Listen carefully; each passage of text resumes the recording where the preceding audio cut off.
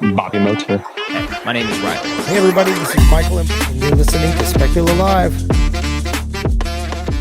There he is. Oh, man.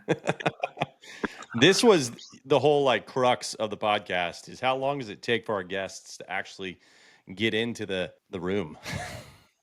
Well, I have like two computers. One I haven't opened in 2 months, and then the other one is like really crappy. And so it was like download Chrome, and then it was freezing. So I'm in my old computer that I hadn't opened since before I went to Costa Rica. You know, a funny story, the computer I'm using right now is your old computer. Yes. Really? Thought that was a good one. It was a really good one, man. I was doing just a heads up. I was doing this with David Lewis on his podcast, and David did not know what the heck he was doing either. So you know, at the end of the day, we're all just trying to figure this thing out. Just a I ton love of that we dudes all trying to have matched. podcasts. Yeah. How's the podcast gone? How's it gone so far? The one thing that we're not going to do here is talk about what Riley and I are building. We're going to talk about you. And so that is the biggest issue we're having in these podcasts. People just want to get on here and talk about our stuff. Our issues that we've been having is the couple that we've done thus far have turned into just big old puff pieces for Speculo, and it's totally unintentional. And people like will talk about it like halfway through. The last dude I literally he was a friend of mine that we brought on that owns a brokerage in Florida, and I texted him halfway through, and I'm like, dude, we're supposed to be talking about you, man. He just keeps kept coming back to like, yeah, you guys are just revolutionizing and we're like, please stop, dude. Let's this is supposed to be educational. So that's a good starting disclaimer is like, dude, this is supposed to be about you and your knowledge on the industry and sharing value to people. We do obviously want to angle it somehow, some way around AI, but that's conversation's going to be natural, right? Please, let's not make it about Speculo's AI. No, there's too much AI that I want to nerd out on that does not involve what we're building. Yeah, I'm more into AI now than when I was at. Yeah, you were against everything I was doing.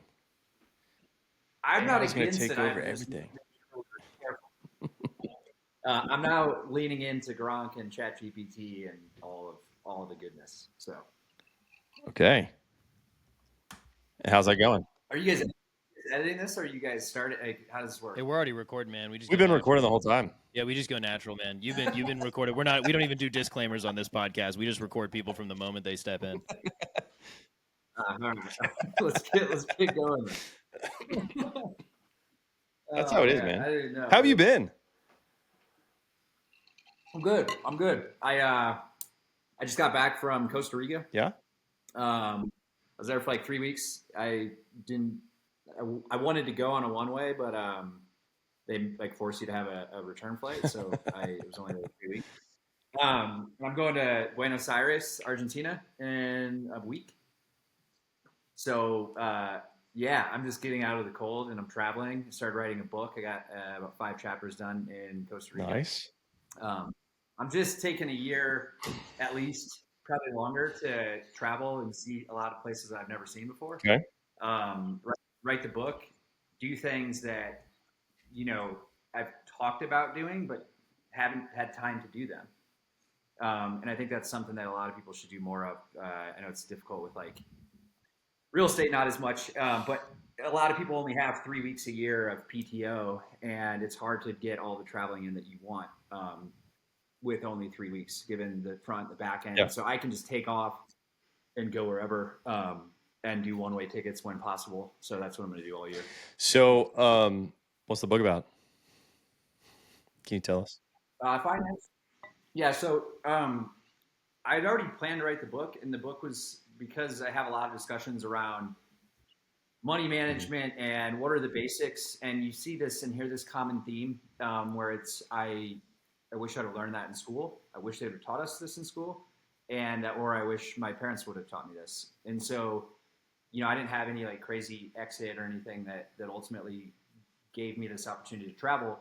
But being financially literate with basics is what I'm focused on. And so, there's a number of people will compare it to. It's not that. I'm from Iowa and didn't grow up with money. I moved to Seattle with $5,000, and it's really about practical finance so that it's not so scary. And it coincides with this book everyone should read, which is called Die with Zero, which is funny because I'm writing a book about finance and creating, a financial vehicle or vehicles for yourself. But Die with Zero is written by this guy, Bill Perkins. And it's the idea that we often save money until we no longer can do things physically.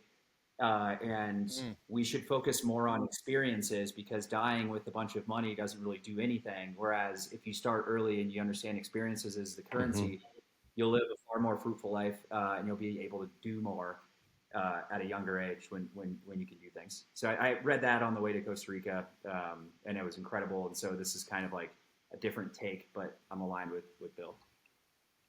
Well, I mean, I feel like I can get on top, like get on that. Dying with $0. My children are taking it all at the moment, though. So That's makes cool it though, easier. John. I like that though, John, because it's like the idea. The idea is you don't have to have some massive exit. It's just be smart with your money, and you can get to total freedom without having billions of dollars in the bank. Yeah, the crazy thing is that with all the AI, I can do a lot of modeling really, really fast in seconds, which then drives and creates a level of confidence to take on more risk, specifically around travel, not working.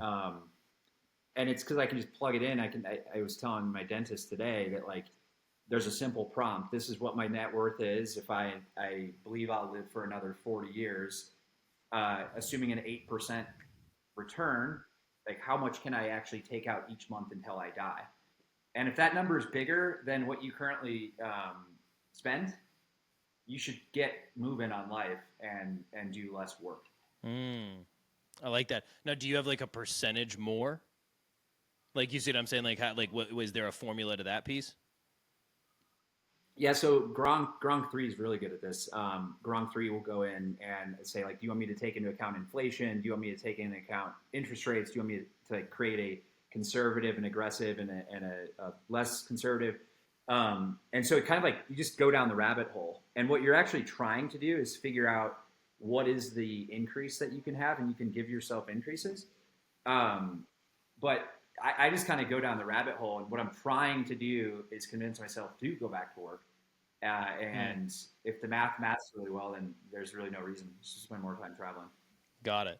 So it looks like now, are you doing are you like advising? Are you on a board? Are you involved in any startups? I think the last time you and I talked, well, your whole experience is nuts. I almost feel like we just need to start from ground zero and let you kind of just talk about like your whole professional experience. But last time you and I talked, you were helping some startup grow and build. I mean, just tell us about that. What are you doing now?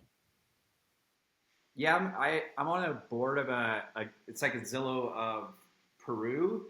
And they were just trying to learn all the different things that we learned while at Zillow, and with lead generation and lead follow-up, and how do you pull on the levers. But then about 6 months ago, I joined the board of an AI startup called Palazzo.ai. The co-founder is Venus Williams, the famous tennis player. Oh, wow. And effectively what they do is they give you the ability to walk into a listing appointment or to talk to your buyers about, this is what the home could actually look like. So the other day I identified 4 different use cases, in particular a way to walk into the listing presentation, have 2 to 3 photos where you then give them multiple renderings of what the home could look like with a handful of updates. That's on the listing side. There's also the buyer side where it's like, hey, you can afford a $400,000 place. Let's buy this $350,000 one and put another $50,000 in, and these are what the rooms could look like with the AI. On top of that, you can go in and look at furniture. Eventually, we'll have some space where you could actually buy the furniture that you put in the imagery. And so I'm advising them. And really, Zillow actually just bought a similar type of company. And so there's this space for kind of reimagining the room, and that's been kind of fun because I help their co-founders, Rafi and Venus, with kind of the industry and how to think about the industry and the different go-to-market strategies that we could ultimately go down. Wow. And it sounds like the previous experience from Zillow is potentially kind of what curated the following opportunity. So tell us a little bit about like the starting point. I'd love to just hear from your perspective, the whole story, the growth into the real estate industry. Yeah, I like I said earlier, I moved to Seattle with literally nothing and just a car of clothes and whatnot. Was waiting tables, and then I found Zillow on Craigslist. This was back when Craigslist is what was used to find jobs. I had previously been doing inside sales in a number of different vehicles growing up. And so I typed in inside sales account executive, found Zillow, was also interviewing at a company called Anvia, which was dealing with government contracts. And Zillow at the time was like, had raised a bunch of money, but I'd never heard of it. I didn't even know what the tech industry was. And so I ended up getting a call. They were kind of like, "What? Why are you even or applying?" Because my resume had nothing on it besides like a internship in DC and PR for pro boxing. And I ended up interviewing, and the best part was like the day that I interviewed, the first guy came in. He's now like a C-suite at, I think, Chewy. This guy Mark Emer. He walked into the room and he's like, "I apologize for being late. I looked at your resume walking down the hall, and I laughed. I was like, what the hell is this?" And so he went back to print it to see if it was a joke. Turned out my sales skills were decent because I was able to connect with him on hockey, and he was a fellow Midwesterner. He's from Michigan. I'm from Iowa. So I interviewed with him. I interviewed with my now mentor, Doug, who is like, I call him the agent whisperer because he goes back to like house value days. And he was Zillow's first ever kind of main sales hire. And then Lloyd Frank, the co-founder of Zillow, that was also the youngest intern ever under Bill Gates. Lloyd was like laughed at me the whole interview and basically said, like, "I don't know why you're here." I got an offer from both, and my oldest brother, told me to take the Zillow one because of the pedigree of the founders, even though the other offer was $5,000 more in base salary. So I got the job. I didn't know anything about real estate, but thought, we can always learn and we can figure this stuff out. Turns out real estate, as Gary Keller would say, is a contact sport. Really what you're doing is you're having conversations. And so I, made 80 calls a day, sold zip codes back when they were called showcase ads, no lead gen, just a banner ad that was really difficult to sell and to ultimately keep people happy. And I got promoted after about 15 months into management and led the top performing team in Seattle for 2 years before they asked me to move to Southern California to open the first ever Zillow satellite office. This is a Zillow team in California, you said? Yeah, in Orange County. When I got there, it was like we had one co-working space, just like pre-WeWork, and we didn't have any of the bells and whistles that we had at HQ in Seattle.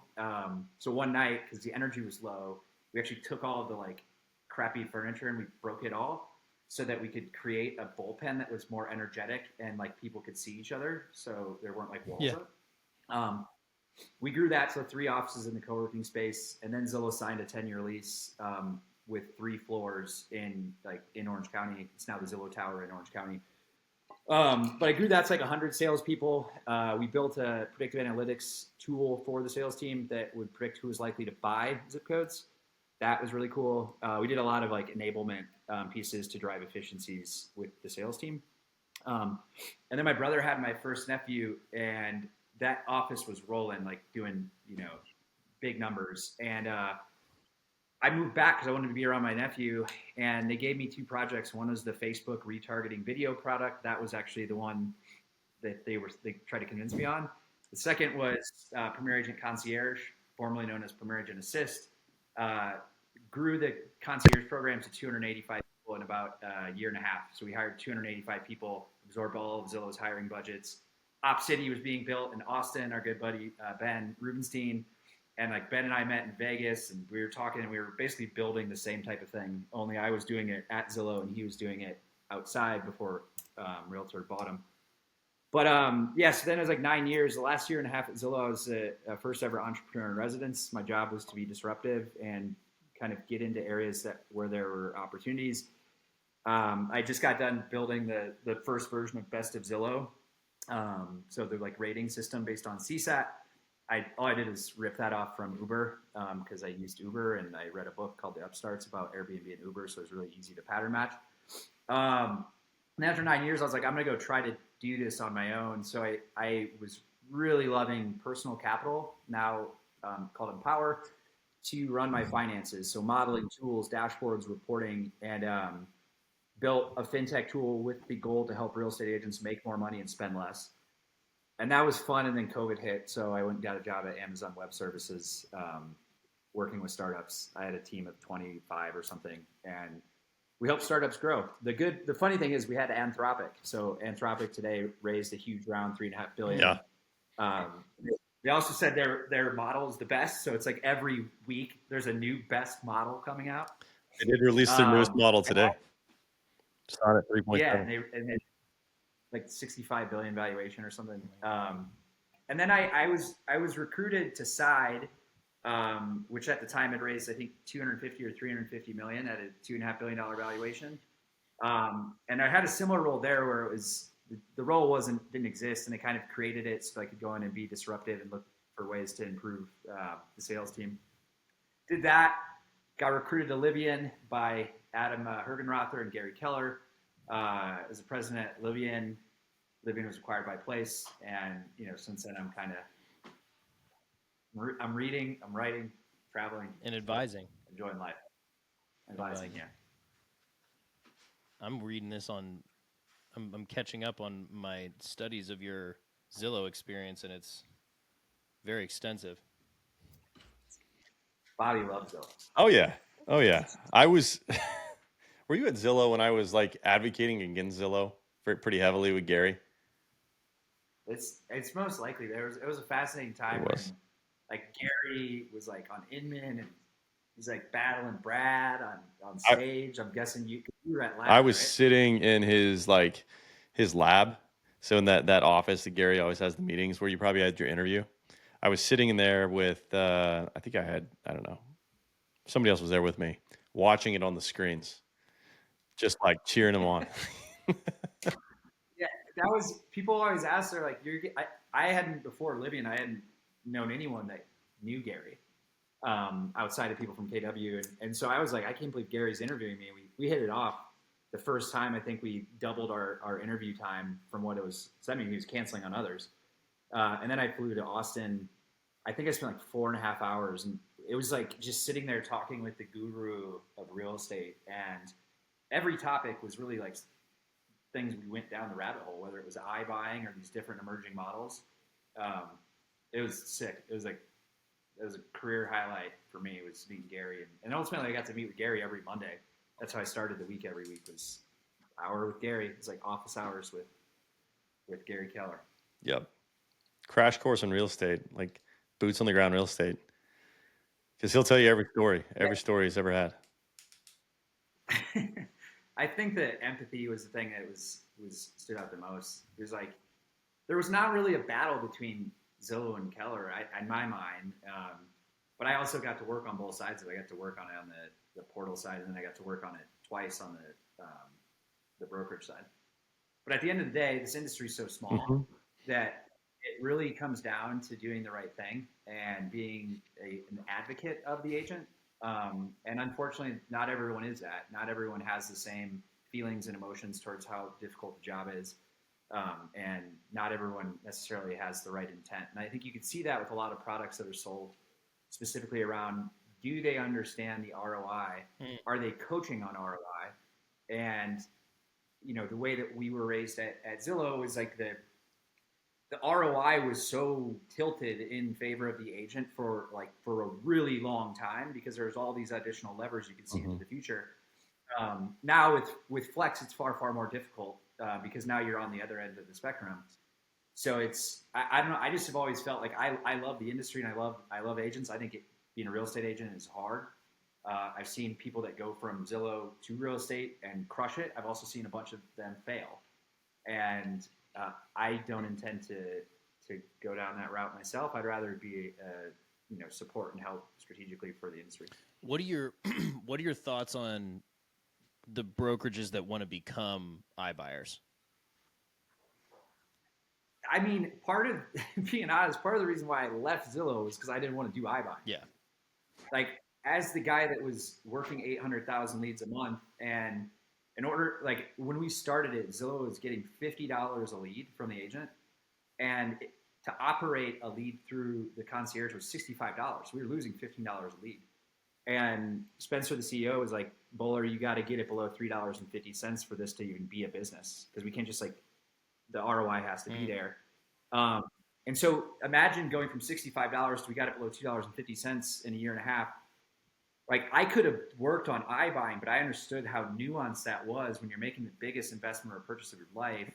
And like, you need to have a true operator that is like looking at data, looking at workflows, looking at all the opportunities, and not getting overwhelmed. I was putting in like out like 8 to 10 at night most nights. I got every email, so I was getting like thousands of emails, and I'd read them because that's where I found the opportunity, was in like mining through all those.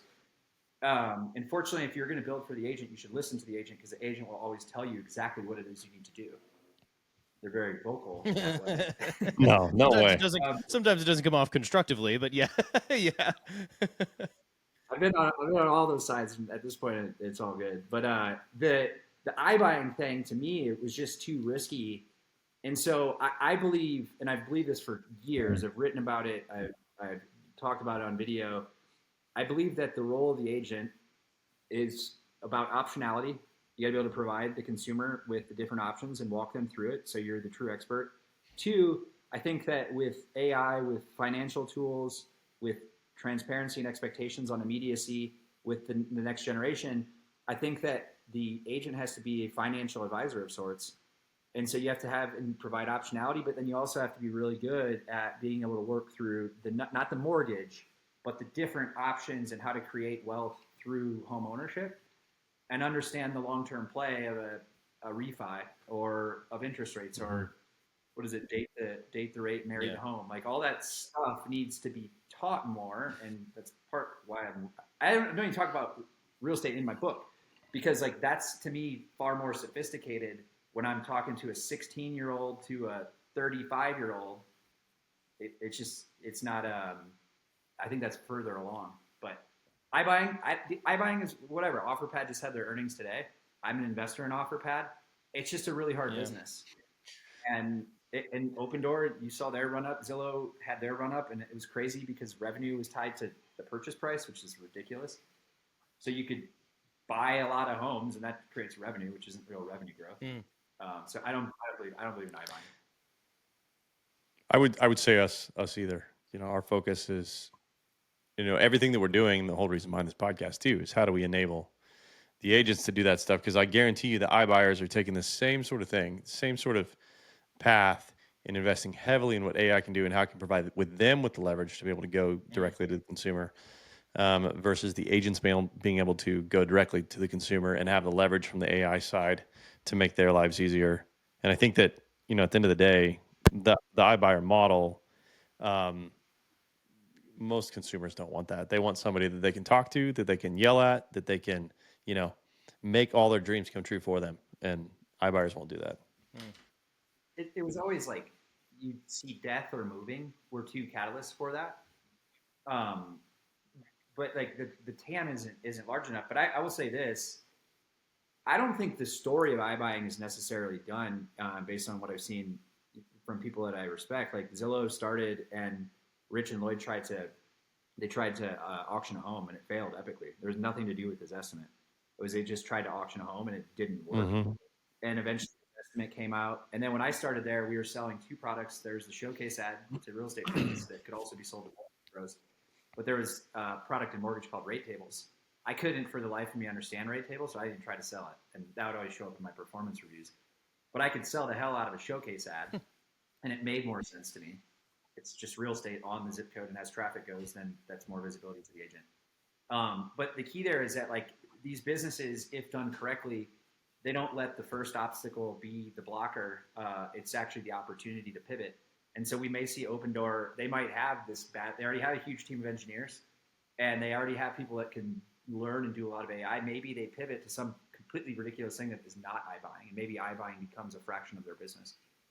So I think the story, the beauty in entrepreneurship and startups is, like, you have to be willing to pivot, get punched in the face, and then move around it, and not, feel bad for yourself. One of our whole mantras is, like, and we talk about this all the time, like, you can be a practitioner of real estate, or you can be an entrepreneur in real estate, speaking specifically about the agent, right?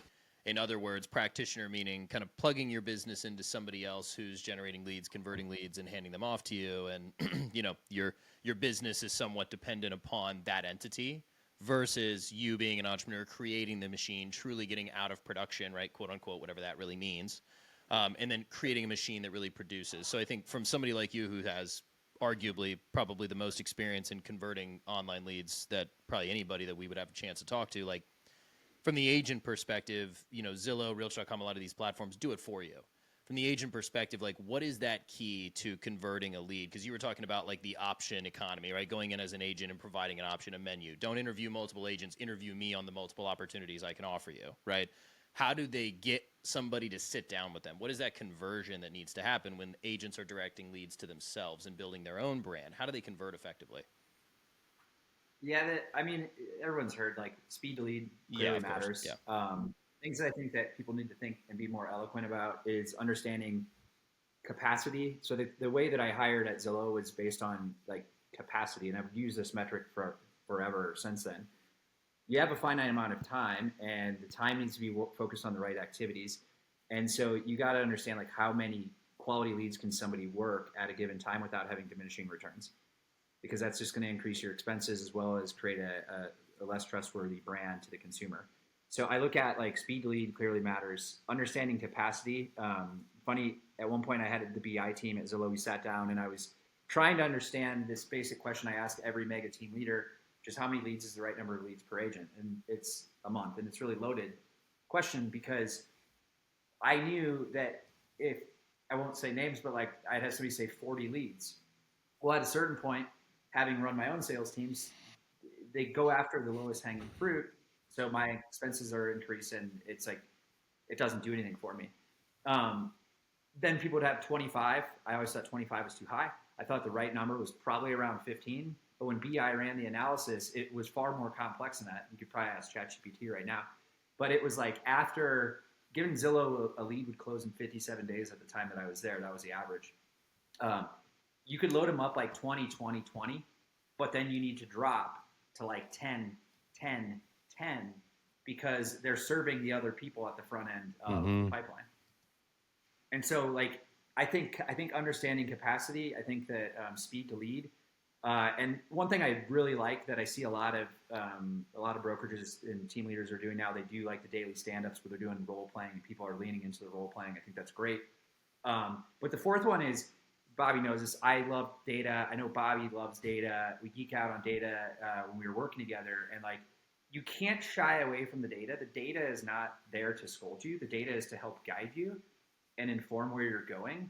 And so oftentimes the best data is the one or the KPIs where you're failing, because that's where your opportunity is. A quick story on that is like, when I started Concierge, the average answer rate, even though it was being a phone call from this person called Alex Grace, they would call from the same number every time. So I'd call and I'd be like, Riley, I have a buyer on the phone. They don't have an agent. They want to talk to you. They just submitted to you.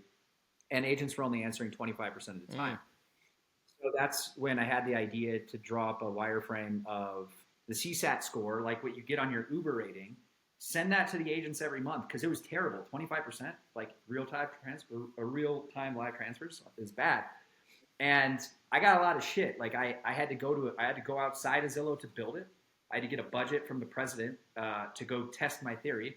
If it went poorly, that was going to go directly to me. And in 1 month, we sent those out, and the next month, our answer rate had doubled. So we had this terrible metric where we were underperforming. We leaned into it and designed a solution for it. That created a better consumer experience, and it created a better ROI for the agent, which meant if the consumer and the professional won, then Zillow was fine. And that's the lens that we always looked at it. So like, you have to lean into the data. The startup I was doing, one of my most favorite dashboards was understanding cost per lead and ROI against each agent, where you're looking at their success metrics and you're really digging into it. In the financial world, it'd be the portfolio optimization theory, where you're trying to like make life as easy as possible and maximize the consumer experience as well as the return. It does not work harder ever. It's actually just continue to work more intelligently. Do the stuff that's actually working. Yeah, and then what becomes awesome specifically for team leaders is you then go to this second phase where you outsource a bunch of your stuff so you can scale it. And my old boss, Greg Schwartz, used to say, scale thyself, which simply meant you need to know what you're working on and what you're not working on. And for me, it was always, my execs wanted me working on big dollar amount activities. They didn't want me focused on the small stuff. other people worked on that stuff. I needed to pass that torch where I would say, okay, I have to figure out this layer of leadership. I think I feel that innately, like in my bones. This is something that Riley and I talk about all the time. And it does go back to that. I think I was going to get a tattoo at one point. Scale thyself. We were gonna do some stickers and put them all over everything.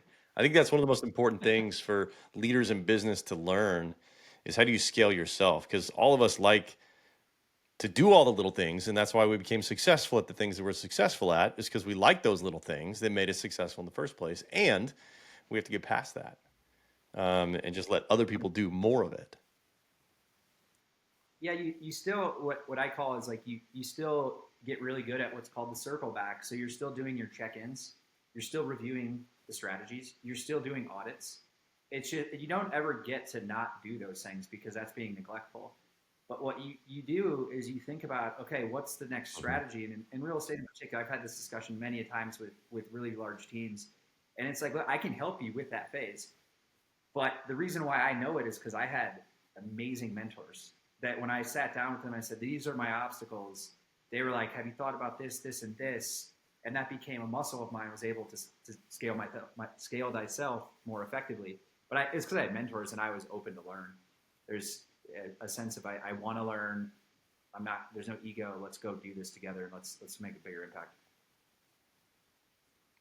Riley, you're muted. What?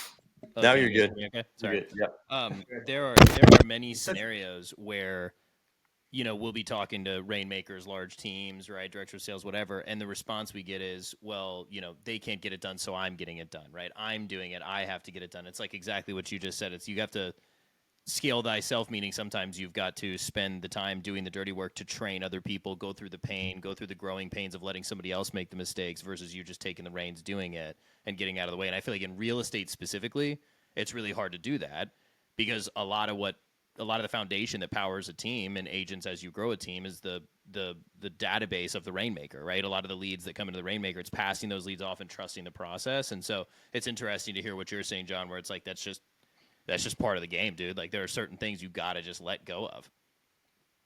Well, when you really fundamentally break that down, that's a leadership responsibility is to develop talent and develop a bench. And if you're not doing that, then you're not doing your role as a leader. To this day, I mentor people, and I pay it back and pay it forward to the same stuff that I had when I was coming up as a 23-year-old at Zillow. And I think it's just important to like understand that your job is to develop talent. And when you really do that well, you identify 10Xers that do the work of 10 employees, but it's no different than investing. Like the $2,000 investment that I made on my first commission check at Zillow, I don't know, it's probably worth like $100,000 right now. And I didn't do shit except sell a couple of zip codes. 100%. But you did shit in the beginning to get the money to invest, right? And when you do that with people, like, when I came to Zillow and hired, I think I had 3 times as many interviews as anybody. I'd done well over 3,500 when I left. And I was just like an entry-level employee getting paid the least amount on the sales team when I started. So like the investment that people made in me was a 10X or force multiplier for the rest of the company over the next 9 years. Real estate's a little more difficult because people leave a lot. Yeah, your money can walk right out the door whenever it wants. But if you find people that are ready for the next step of leadership, I think the biggest failure that I've seen over the years is not identifying that kind of middle tier of leadership that allows you to do the higher dollar activities. And so often you'll have a team leader, they have 20 agents and they're doing 200 units, and they hire somebody and it doesn't go well. Oftentimes they hired the person and they didn't give them enough money. So you're not getting the talent. Yeah. And you're looking at it as, can I afford this versus maybe I'll take a little bit of a pay cut to get the higher end talent and I'll hire the right people. Now I just 10x'd what I can do because that person's now running day-to-day operations. Yeah, that's interesting. It's also like fitting roles around people. Like even in our business that services in real estate, right? It's like sometimes you try to take a person that you really like and you think is amazing and put them into a role that you think they're going to be able to kill it at. And it's like not all great players can be great coaches, right? I had a mentor of mine, share this mindset with me around actions and evidence, right? where he was like, actions and evidence. That is a hiring and promoting framework. Who gives a shit if you think somebody's great at X, Y, or Z, or if you think they're cool people, or if you just want to work with them because they're your friend. It's actions and it's evidence. What actions are they taking, and what evidence do you have that this is the right role for them? This is the right, move forward for them. This is the right path, whatever. Or it's letting somebody go, right? It's actions and evidence. And again, in real estate, it's actions and evidence is easy and hard at the same time to kind of track, right? There's so many factors. I would say I mean, for real estate agents, the actions and evidence are really easy. Are they out there on appointments, and are they producing revenue? And I struggled with that tremendously throughout my career in building a team. Is you bring a lot of people on, and it's really easy to tell who's going to win because there's a lot of action behind what they're doing, and then there's evidence around it, right? They are producing dollars and they're making good money. And then there's all these other agents that you have that you want to succeed so bad, and they just don't have it. It never comes. What was the phrase we used at Libya and do two? Do the two. Do the two. What was do the two? Well, it was more. It was so do the two was just going 2 appointments, like just going 2 appointments once a week. And showing up. That was the first. Yeah. Show up. Show up, do the two. Wait, know your numbers. I'm gonna get slapped for not remembering these. Actually, it's probably Shayna's listening right outside of the door. But the big thing was like the first thing in life is showing up. The second thing in life is not looking for the shortcut, and it's show up and understand your capacity. You can become more efficient. You can become more effective, but your capacity still doesn't. Like you still have the same amount of time in a day. That doesn't change. And so, like, my goal is always to continue to try to optimize so that I'm working on things that are more interesting. And I think with agents, it's like you don't get to skip over the show up part. You may not be the greatest at lead conversion right now, but you can get better. That's actually a trackable KPI. You may not be great with listings because you're too new to the business. Well, guess what? Everyone else went through that as well. All these things are things you can continue to work at, and it's just a matter of like you have to first and foremost show up. Then you have to understand that you have a certain amount of time you're willing to allocate. And guess what? This could be controversial, but people got to get back to work. Like this whole remote and having 3 jobs and half-assing all of them, or thinking you can get by on 20 hours a week. That's not how our parents and our parents' parents were raised. And you need to get your ass back to work. But it starts. I did remember the last one. Let's make 5 friends.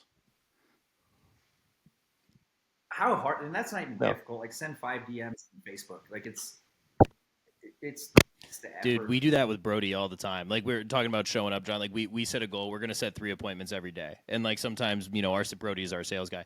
And I'm like, agents are the easiest people on the planet to start a conversation with. I'm like, if we don't have our 3rd meeting and it's 4:00, I'll like find somebody on Facebook that's a friend of Bobby's and DM them and be like, hey, Bobby Moats? They'd be like, yeah. And I'd be like, cool, man. I'd love to talk about real estate. You want to meet up? And then they're like, yeah, sure. And then it's exactly what I did to you, John. That's how I got connected with you. It's like, it's just one of those things where, again, it's like you said, you just got to fucking show up, dude. Like just reach out to people. It's not hard. Like, I don't know. I agree with you entirely. And I get on this tangent sometimes with Bobby. And I was at the gym before this, and I was called Bobby, and I went on this tangent about just showing up and like just getting the shit done and just like being nitty gritty about the details. I think there's too much in the world of real estate right now around easy button and wanting to be led and taken care of. And I had a client say that to me the other day. We want to be led, just lead us. And I was like, well, I think we need to lead you out of the contract that you're in because that I can't do that.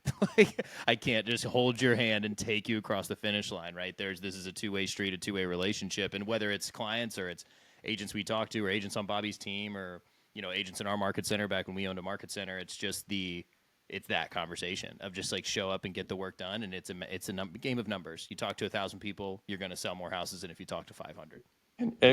One of the biggest arguments on this is people have always been like, I don't want to make all the dials. They're not mutually exclusive. Like when I was starting off, I was making 80 calls. By the end of it, I was doing like 30 calls, but I had tripled my conversion rate. My minutes spent having you get more talented at it. Yeah, you just get better. AWS, I led the top team in the company in the 2 years I was there, and we just did 25% more we had 25% more opportunities per seller. When I went to California, the reason why my team always outperformed, we had the best culture, but we also had a higher goal side. We tripled production of our sales team just by getting the dials up. Dials lead to conversations. Again, back to Gary, like if you don't want contact, then you shouldn't be in the business. But then we saw it at Livy, and when Bobby and I were there too, we hired 2 guys that were right out of high school. They started making 80 to 100 calls a day. Every day they reported back their numbers, and our pipeline skyrocketed. We just were talking more. Yeah. So like, let's break that down to like this simplest possible sense. Like I remember the first time I talked to you, John, it went from a 30-minute Zoom call to like 3.5 hours. I think at that point we were both like drinking on the Zoom call, just talking about math and statistics and business. Like break it down to, because you do this really well, where you're really good at like having all these stats and all these numbers, and I can sit and just listen to you create this picture. But for like an easy, accessible understanding, like what do you feel are the most important KPIs to track when it comes to the lead gen, nurture, and conversion process in real estate? Maybe let's say 3, like the magic number 3. What are the 3 most important if you had to pick them? Well, the cost per lead, days to close, and ROI. Cost per lead, days. So yeah, dig into that. The cost per lead, like back in the day, you could get a PPC lead. You can't do it anymore for like $10, $20. You now would have more and more leads in there, but if the date to close or time to close was 14 months, and a Zillow lead was say $100, the math would probably say, especially in the early days, you want to take advantage of that because it was cheap.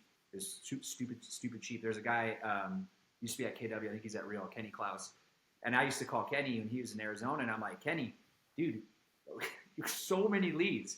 And it was at the point you couldn't keep up, but you still were returning a positive ROI. So you have to track your cost per lead. You have to track your ROI, and then you got to track the time in which you're going to spend working and chasing down a lead. And at a certain point, it shifts. There was a time where Zillow's projected ROI was negative ROI on the dashboard. And so people that I would consult with, I would say, you can't buy that zip code. But we would audit it every couple of weeks because all of a sudden you could be in a disadvantageous position. But it goes to your sales guy. It all starts with they have a certain number of dials they can make in real estate. For sure, if you're selling to real estate agents, your people need to make 80 to 100 calls. Their target number of demos, assuming a demo is 10 to 15 minutes, is 10. I used to hit 10 because that's my mentor told me in the elevator that 10 meant I would succeed. Turned out hitting 10 was really difficult. You had to get really good at overcoming the initial objection. You had to have what I call call cycling. So it's your cadence. You have to be really compelling at voicemail so the person wants to call you back. And all these things add up. If you skip one of them, then you're going to be worse. But it's dials, number of demos, average price per contract, which shows like your ability to create value in ROI without overextending an agent, because that has to be a part of the discussion. And then your cancellation rate, which depends, that typically ties into how good you are at setting expectations. Do you sell good deals or bad deals? All these pipelines, they all work. And the funny thing is the reason why I went to AWS was to prove that I could go work at one of the hardest places to get a job and still kick ass. It all is the same. It works at all these companies. It's the same modeling. And so I think there's these guys in Seattle, Jason and Lindsay with Everydoor Real Estate. They're 2 former Zillow sales reps. They take a lot of the pedigrees of our Zillow sales team, which is all the same stuff. It's like dials to demos. If my dial to demo ratio is low, that means I'm not either cycling, I'm not leaving voicemails, or I'm not compelling at the initial hook. It's like that every single time. But the math tells me that. So it's basically you get the important shit down, right? Which is the compelling voicemail, the objection handling across those initial objections. Which in reality, especially when it comes to dialing, it's just an easy hook to get people to be okay with the fact that you're cold calling them, and then all the rest of the stuff just kind of takes care of itself. I like the way you're saying it, right? It's like just call a certain number of people. That doesn't require a lot of thinking. Call 100 people, book 10 demos. That's it. All the shit in between is what it takes to get to the 10 demos. That's it. It's just those are your numbers to hit. I feel like that's what I'm hearing. So if you have to call 500 people to get 10 demos, well, you got a lot of shit you got to work on. At each stage, like you have people that are outliers that are better at certain things. And so you look at the KPIs at each stage, and then what you do, again, this is scaling thyself, you don't go and teach everyone hand to hand, one to one. You actually put the top person at cancellations with the worst, and you have them have a coffee and they Yeah. talk. And then you put the person that's better at booking big deals with the person that's doing a lot of small deals, and you have them work together. And all of a sudden, you have this virtuous cycle of goodness that's happening within your team. Your team is helping your team. I used to, whenever I have a new hire, I go, your mentor is the last new hire I had. And they know going into it, that's what their role is going to be. And iron sharpens iron. Coaching ultimately makes you stronger. And so you now had this team dynamic where everyone spoke the same exact language, really no different than when I first got into the KW ecosystem. It was a whole, like a culture of a language that I had never heard of before. And I think it's really cool when companies can pull that off. Sometimes it's extreme. Amazon's has a lot of extremes. There's a lot of stuff I really still appreciate about Amazon and the leadership principles and everything there. What does it take to hire the best salesperson? Like, even like, obviously, again, this whole conversation is around real estate, but at the end of the day, like, we're all just salespeople. Like, you've interviewed what, 3,500? You said 3,500 people that are probably all majority salespeople. Like, I even feel like sometimes I struggle to go find and interview a good salesperson because I feel like at this point it's just such a natural thing. But also, you might blow that up and tell me it's totally wrong. Help me understand that. The engineering or the plumbing of this hiring sales team is like it's actually fairly complex. One, the OTE has to be like what do they expect to make has to be unlimited, and it has to be high enough to get a top person. So like a lot of the companies now use the same type of leveling system. So at AWS, an L4 is like under 5 years in career, fairly junior. Their OTE is 150,000. On target earnings 150. You move to an L5, so the person's moved up. Their target is 250. L6 350. There's kind of this $100,000 bands. But the key is like, to construct it in a way where they can pay their bills, but also then have the upside. So like Zillow, at one point, my base was 40,000, and I think I made like 145. So there was a 1/3 to 2/3 ratio of base to variable comp. But a lot of people make the mistake of they'll put out like a base salary nowadays of $100,000. No incentivization. The person only has monthly expenses of 7,000, so they make 100, and they're getting paid to sell. But they make 100, but 84,000 is all they need. So now you de-incentivize them, and that's where you see people just cruising. So you have to architect it in a way where they have unlimited upside, but then also have the ability to pay their bills. But like, you want them to have to sell. I used to make I write about this in my book, but I used to make myself broke. Meaning it's easy to have a huge month or 2 months and then like, I'm going on vacation. I'm chilling. Yeah, this, exactly. And then you lose your motivation. So if you make yourself broke, you don't have that luxury. When I say make yourself broke, it doesn't mean go buy a boat. It means put it in the stock market and forget about it.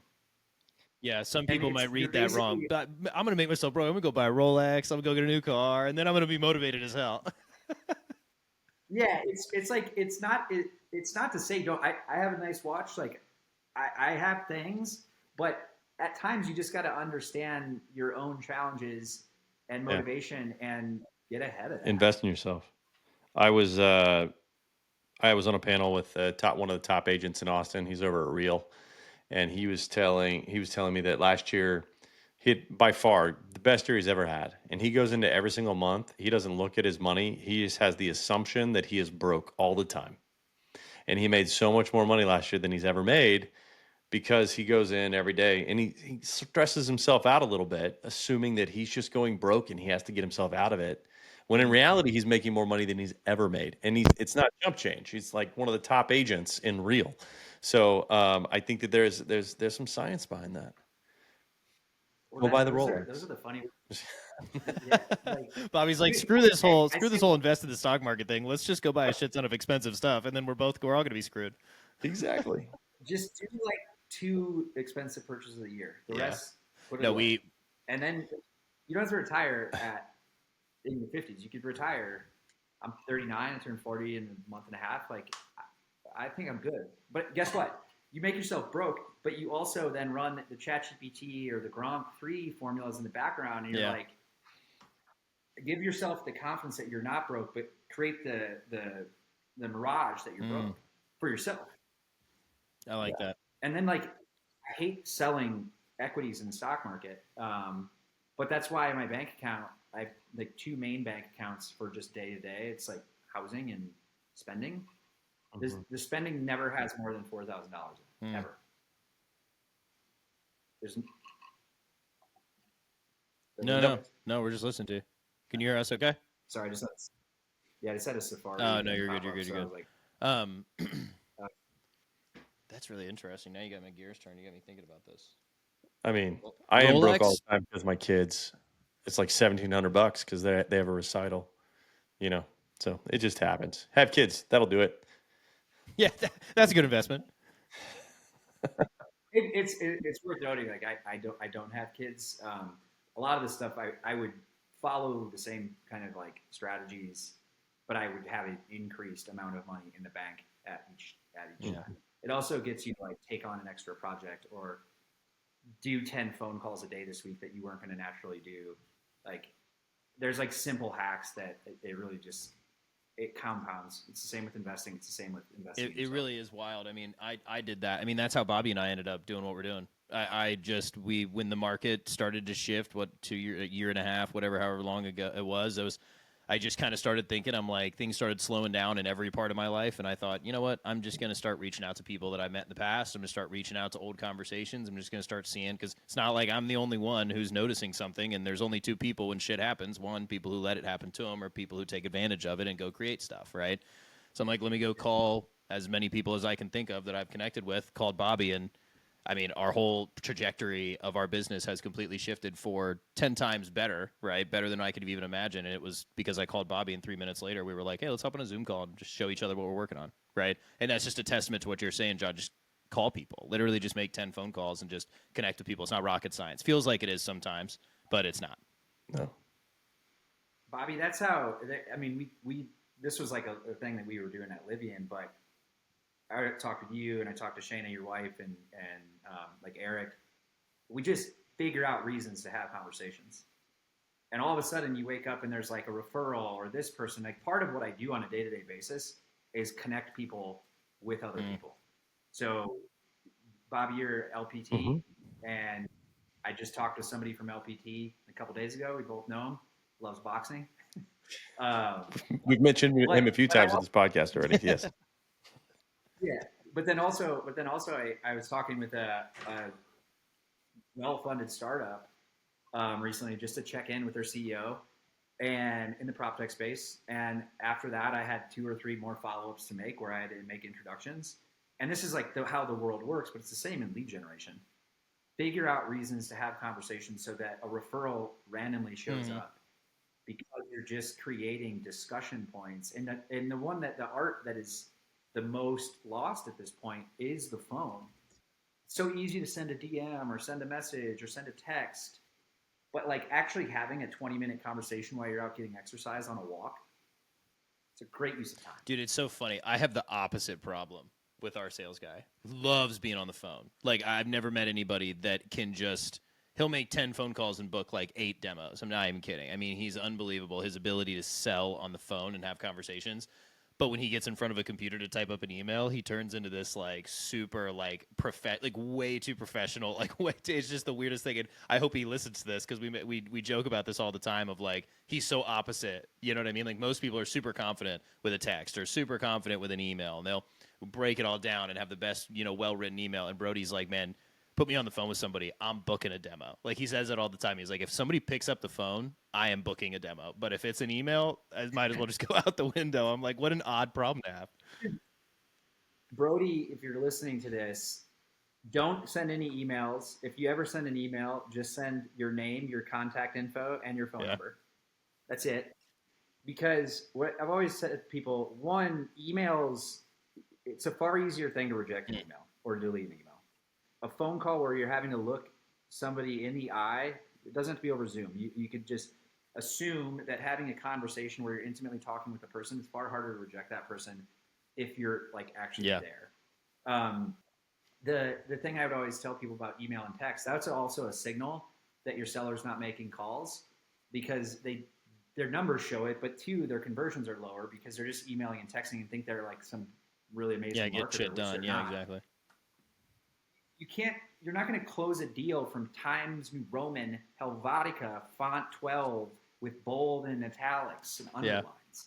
Like that shit doesn't sell. What sells is the human emotion and the psychology of what it is that we're trying to offer the person and what the support is. And the only way to do that is by asking appropriate questions where the person tells you their pain and then you have a solution for their pain. There's a guy, one of the most successful salespeople at Zillow of all time. He actually had a map. It was on the board, and he was like kind of like Joe Pesci, high energy. People loved talking to this person to the point where the sales team would stop what they were doing to listen to him on some of these pitches. But he would tell people in voicemail he wanted to take them to Crushville. He told them they wanted to take him to like the Strait of Destruction Zone. And guess what? The agents ate it up, and they would call him back, and then boom, it's game time because he's really good.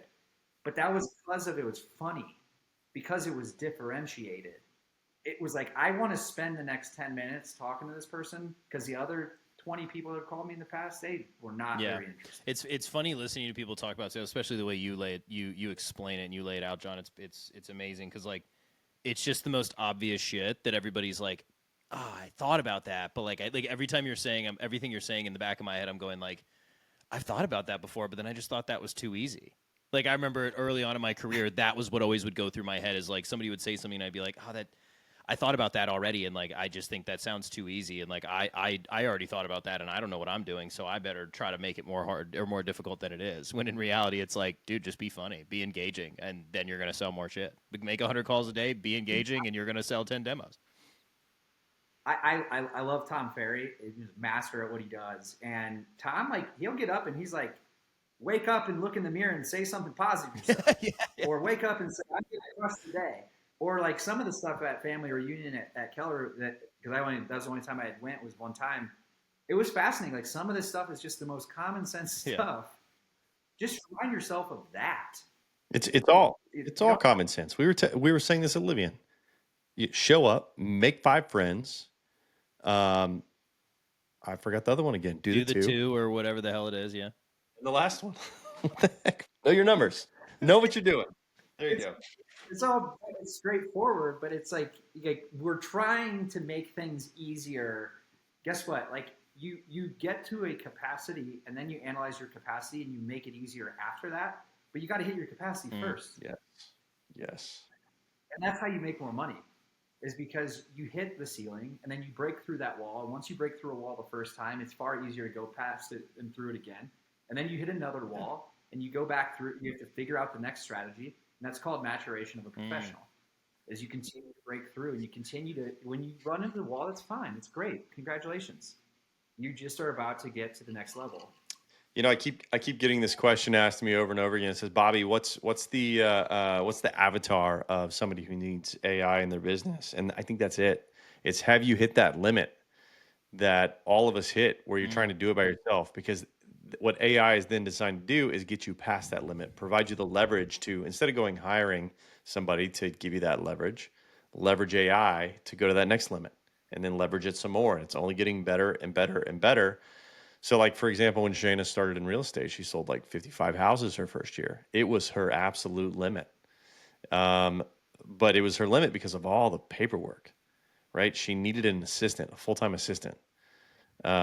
Or a robot at home doing the dishes and actually making food and stuff because we had to eat out all the time. But, that's coming too. But that's... I said that to my brother and my family. I said there's a robot, like, cleaning the table. Yeah. And, like, I think the best example is, like, a lot of people hate folding laundry. I hate folding laundry. I don't mind doing the laundry. I don't mind doing the dishes. But if I could have a robot to do it, I could actually, like, be reading a book and coming up with the next business idea. Correct. It's the leverage so that we can work on being better professionals ourselves. And I think some people don't pay enough attention to the incremental leverage. Like what you just said, John, you do that one, like just at surface level. It's like, oh, dude, like a robot folding your laundry for 20 minutes while you read a book, like whoop-de-doo, big deal. But do that every single day for a year. How much more time do you have back with it you've gained? Or, whether it's all the AI leverage, even to your point, like going through every single scenario for an investment, right? That would take you months and guesses, and by that time minutes go by and the market changes, right? So it's like the speed and the efficiency is what we tell people all the time. It makes everybody's life easier and better, and that is business at its core. If you make somebody's life better and easier and you make them equitable in the process, that's a win for everybody. And AI is developed to do that at the highest level across every single horizontal integration you can possibly think of.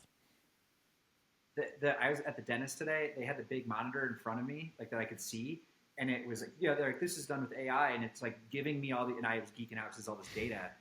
And then the dentist and I are talking about all the different AI stuff, and just like, I've come a long way since I was arguing with Bobby and Eric about AI. Not really arguing, but I wasn't the biggest supporter. I think that was Eric arguing with everybody.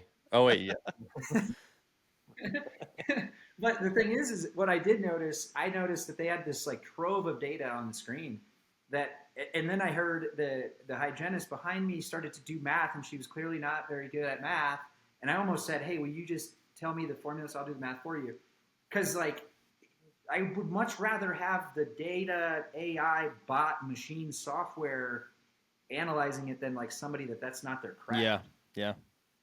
It was math I can do in my head really fast, and I heard different formulas thrown out, and there's never an answer. So I don't know if that's good for my teeth or bad. But beside the point of the dental hygiene, the idea was there, right, to make everybody's life easier.